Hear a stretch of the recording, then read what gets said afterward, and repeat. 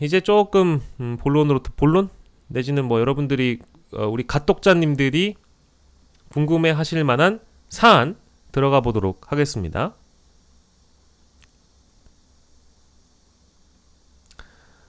어, 또 보기 싫은 얼굴을 또 보긴 해야 되는데, 대한민국 준 대통령 김건희 여사의 명품백 이야기입니다.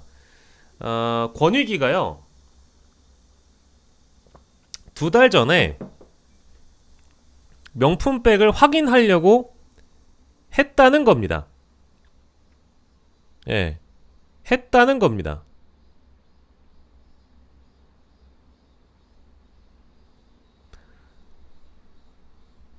음, 대통령실이 근데 거부했다라는 그런 내용이고요. 거부했다는 내용이고요.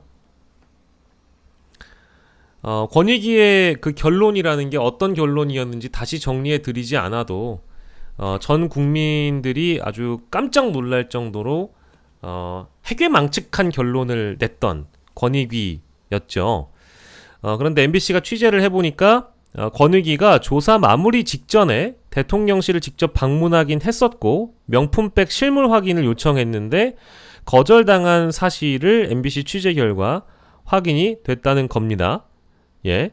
6월 10일에 이 조사를 마무리 지었는데 졸속 조사다, 봐주기 조사다 이제 이런 비판이 거셌는데 조사 종결 사흘 전에 그래도 우리가 이거 확인은 해봐야 되는 거 아니냐.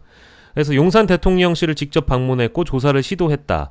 조사 실무자들이 김건희 여사가 받은 명품백의 실물과 보관 상태, 혹시 쓴 적은 없는지 조사하러 대통령실은 찾았지만 협조하지 않았다. 대통령실에 언제부터 어떻게 보관됐는지 관리대장도 점검이 필요하다. 라고 요청했는데 이 역시 협조하지 않았다. 청탁금지법에 따라서 윤석열 대통령이 배우자가 선물을 받았다는 신고서를 작성했는지도 확인하지 못했다. 그래서 명품백을 잘 보관하고 있으니까 권익위는 꺼지쇼 라고 구두로만 답변을 듣고 발길을 돌릴 수밖에 없었다. 추가 조사 시도한 흔적은 없다라는 보도입니다.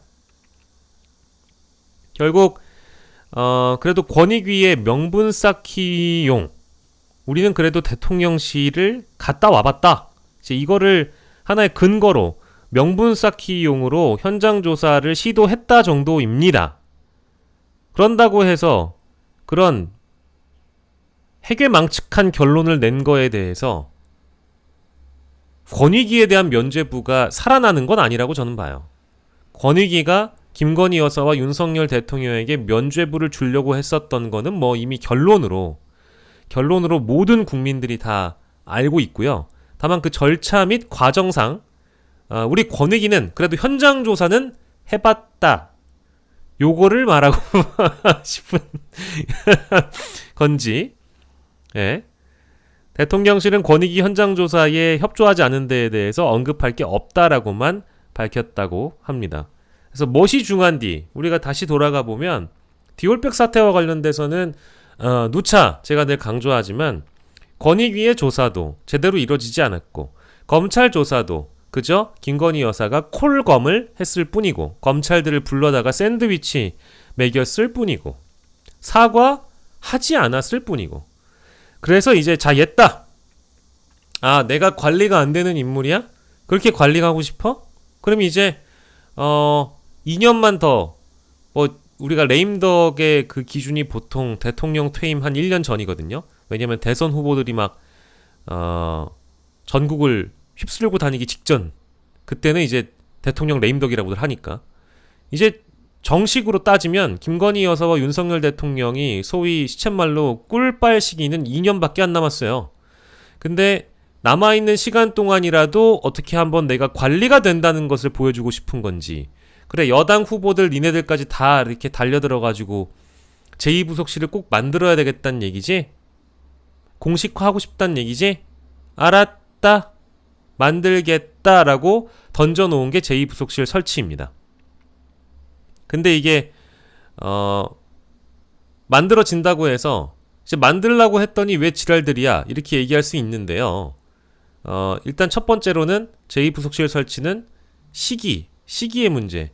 이제 와서 한다는 거는 소 잃고 외 한 칸 고치는 거와 다를 바가 없는 문제고, 이제 와서라도 설치를 한다는 것은 김건희 여사의 그간 의혹들이나 각종 행위들에 대해서 대통령실조차도 부적절하고 혹시나 불법적이거나 위법적인 요소가 있었을지 모른다라는 저는 뭐 간접적인 인정이라고 보죠. 제2부속실 설치 자체가. 그게 두 번째고요.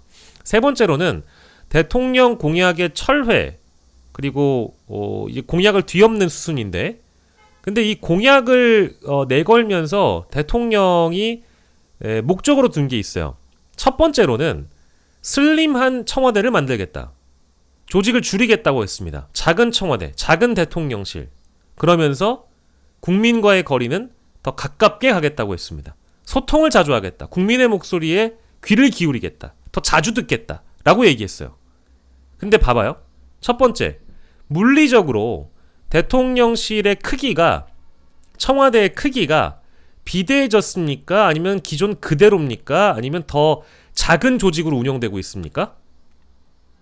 저는요, 적어도 제가 그 규모를 문재인 청와대와 세세하게 비교해보진 않았지만 줄인다고 한 청와대의 몸집은 줄어들지 않았다. 혹은 더 많은 사람들이, 많은 인력이 추가됐을 거라는 의심이 듭니다. 그리고 대통령실 예산과 관련된 역대 예산 편성이나 대통령실이 쓰는 예산을 봤을 때 문재인 청와대의 그것과 다르지 않거나 혹시 더 많다면 대통령 공약의 후퇴일 뿐만 아니라 약속을 어긴 것뿐만 아니라 기존의 취지와 본질에도 어긋나는 문제죠. 그러니까 제2부속실 설치가 갖고 있는 함이라는 것은 윤석열 대통령을 국민을 대상으로 거짓말을 했다라는 겁니다. 그리고 언론들, 특히 이제 대통령을 칭송하거나 여당 편향, 정부 편향의 언론들은 대부분 이 문제를 거론하지 않아요. 거론해야 됩니다. 왜? 국민들의 세금과 예산을 쓰는 문제이기 때문에 그렇죠. 첫 번째로는 청와대 조직 슬림화 한다더니 왜 슬림화를 하지 않고 반대로 가느냐. 이 문제를 많이 거론을 해야 됩니다. 제2부속실 설치 하나만으로도 그래요. 자, 두 번째. 가까이 가겠다면서요. 목소리를 듣겠다면서요. 왜 안 듣습니까? 도어 스태핑 중단된 게 어제 일이에요? 아니에요. 한참 됐어요. 기자들이랑 뭐 김치찌개 계란말이 먹고 나서 그 이후로 소통한 적 있어요? 그 전에 뭐 있습니까? 정기적으로 더 그런 자리를 많이 만들려는 하고 있어요? 기자간담회를 한다고 하더라도 거기에서 핵심이 될 만한 주제들은 다뤄지고 있습니까? 격이 없이 대화하고 있어요? 아니잖아요. 거짓말이라는 겁니다. 그래서 결론적으로 제2부속실장이 오게 되면 무엇을 할 것이냐. 실제 뭐 부속실이 설치가 되면 거긴 또 특활비가 따로 나온다고 하대요. 그러면 인력도 필요하고, 이제 공식적으로는 제2부속실 김건희 여사의 문제에 있어서만큼은 적어도 국회가 따져 물을 때 운영위에선 누굴 부르냐, 대통령 부속실장을 부르는 게 아니라 이제 이 부속실장을 부르면 되는 거예요. 뭐 그렇게 되는 거죠. 공식 라인이 생기는 겁니다.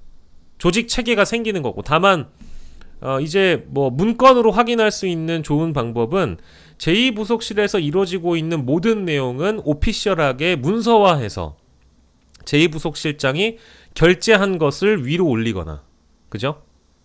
아래에서 보고를 받거나 행정관들한테 그런 방식으로 일을 처리해야 되겠죠. 남겨야 되겠죠, 기록을.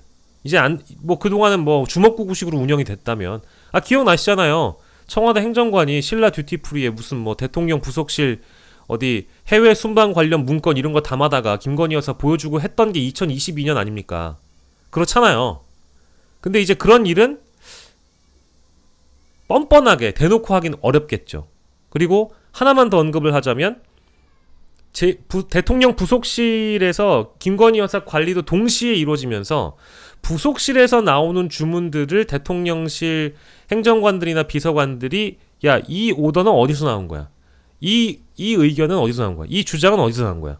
물어보면 부속실입니다 라고 대답했을 때 대통령실 직원들이 김건희 여사의 지시인지 대통령 지시인지 모를 수 있잖아요.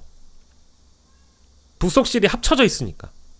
대통령의 일정, 뭐 물론 비서실도 있지만 대통령 부속실에서 김건희 여사의 의견을 받아서 타 부서에 지시한다든지 논의한다든지 할 수 있는 거잖아요.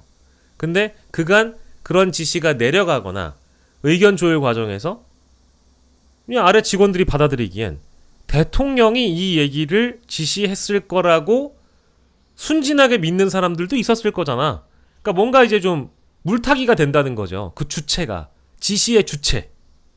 그래서 마치 김건희 여사가 수렴청정하듯이 대통령의 지시가 아닌데 본인의 지시를 부속실에 끼워놓고 어떤 부처로 뭐 지시를 하거나 어떤 부서에 뭘 알아보는 작업은 이제 오피셜하게는 불가능해지겠죠. 왜? 제2부속실이 설치가 되니까.